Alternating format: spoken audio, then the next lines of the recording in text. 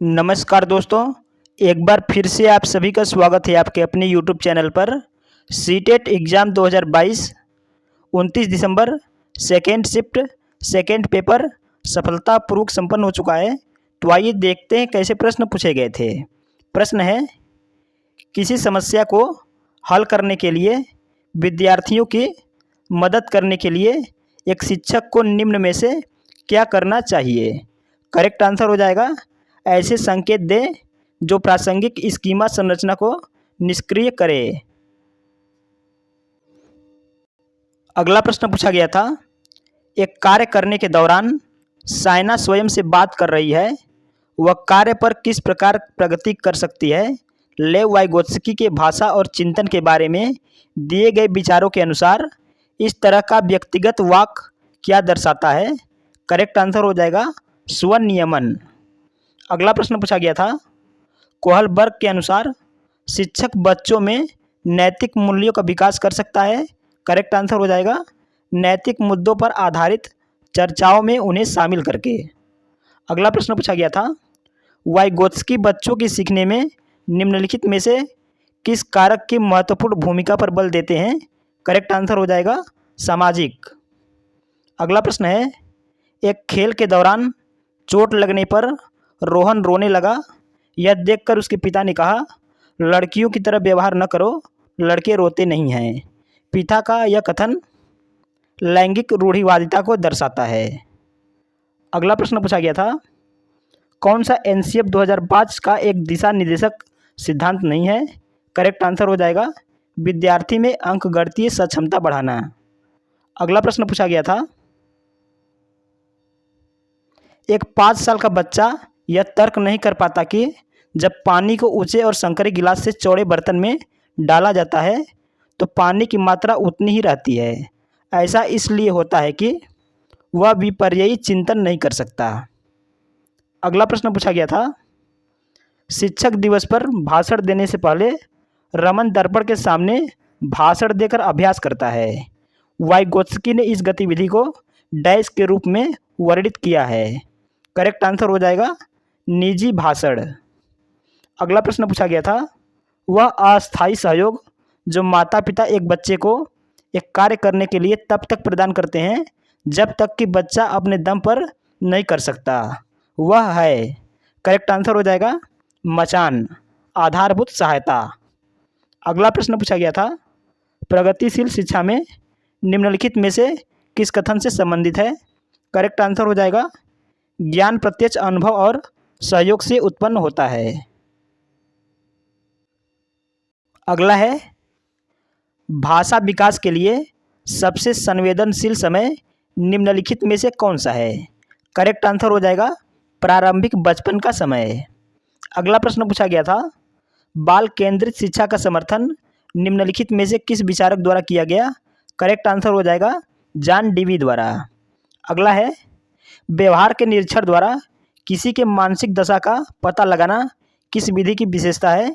Correct answer हो जाएगा निरीक्षण विधि। अगला प्रश्न पूछा गया था, स्कूल बच्चों के समाजीकरण की एक ऐसी संस्था है जहां प्रमुख स्थान स्कूल की गतिविधियों का होता है। अगला प्रश्न पूछा गया था, बुद्धि लब्धि की अवधारणा दी गई थी, तो बुद्धि लब्धि की अवधारणा जो है स्टर्न के द्वारा दी गई थी। अगला प्रश्न पूछा गया था, खेलों के माध्यम से बालक में कौन सा गुण विकसित होता है। तो खेलों के माध्यम से जो है बालक में समाजीकरण का गुण विकसित होता है, तो समाजीकरण आपका करेक्ट आंसर हो जाएगा।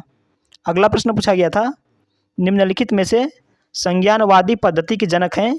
करेक्ट आंसर हो जाएगा जीन पियाजे व ब्रूनर। अगला प्रश्न पूछा गया था, हार्वर्ड गार्डनर के सिद्धांत के अनुसार एक कक्षा में तरह तरह की अध्यापन रणनीतियाँ का इस्तेमाल होना जरूरी है क्योंकि। करेक्ट आंसर हो जाएगा वह बुद्धि बौद्धिकता को निष्पादित करने में मददगार हैं। अगला प्रश्न पूछा गया था,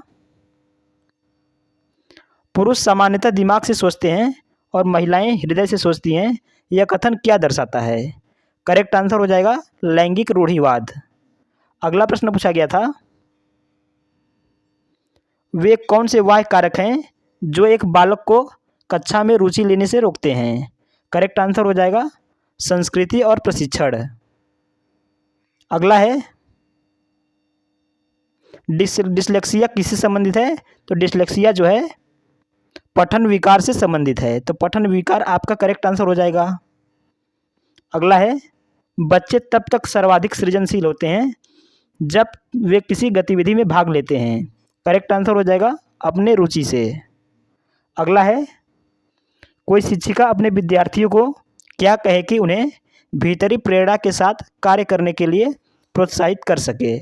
करेक्ट आंसर हो जाएगा इसे करने की कोशिश करो, तुम सीख जाओगे। अगला है राष्ट्रीय पाठ्यचर्या की रूपरेखा 2005 के अनुसार बच्चों के आकलन का सही तरीका है। करेक्ट आंसर हो जाएगा दैनिक गतिविधियाँ। अगला प्रश्न पूछा गया था राष्ट्रीय पाठ्यचर्या की रूपरेखा 2005 किस सूझ के आधार पर पाठ्यचर्या के आधार पर अधिक बल देती है। करेक्ट आंसर हो जाएगा शिक्षा बिना बोझ के। अगला है पियाजे के अनुसार संज्ञानात्मक बाल विकास की कितनी अवस्थाएं हैं? तो संज्ञानात्मक बाल विकास की जो है 4 अवस्थाएं हैं। अगला प्रश्न पूछा गया था लॉरेंस कोहलबर्ग विकास के क्षेत्र में किस शोध के लिए जाने जाते हैं। करेक्ट आंसर हो जाएगा नैतिक। अगला है स्पीयरमैन के अनुसार तर्क करने की क्षमता और समस्या समाधान करने की क्षमता कहलाती है। करेक्ट आंसर हो जाएगा जी कारक।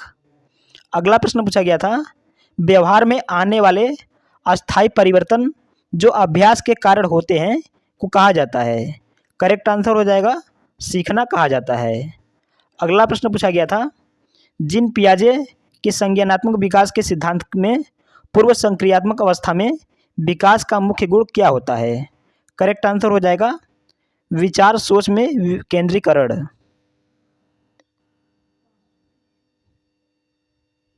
आइए देखते हैं साइंस में किस टॉपिक से क्वेश्चन पूछे गए थे। तो साइंस में जो है ह्यूमन बॉडी से क्वेश्चन पूछे गए थे, ह्यूमन ब्लड से क्वेश्चन पूछे गए थे और विटामिन से संबंधित भी 1 से 2 प्रश्न देखने को मिले हैं। ठीक है, सीरा और धमनी से संबंधित प्रश्न पूछे गए थे, सीरा और धमनी से संबंधित प्रश्न, पौधे से संबंधित प्रश्न देखने को मिले थे। एनसीएफ 2005 से संबंधित भी प्रश्न पूछे जा रहे हैं और साइंस पेडागोजी में मूल्यांकन से संबंधित प्रश्न भी पूछे गए थे। आइए देखते हैं मैथ में किस टॉपिक से क्वेश्चन पूछे गए थे। तो मैथ में जो है त्रिभुज से संबंधित प्रश्न पूछे गए थे, संख्या पद्धति से संबंधित प्रश्न पूछे गए थे, जियोमेट्री से संबंधित प्रश्न पूछे गए थे और अलजेब्रा से संबंधित प्रश्न भी पूछे गए थे।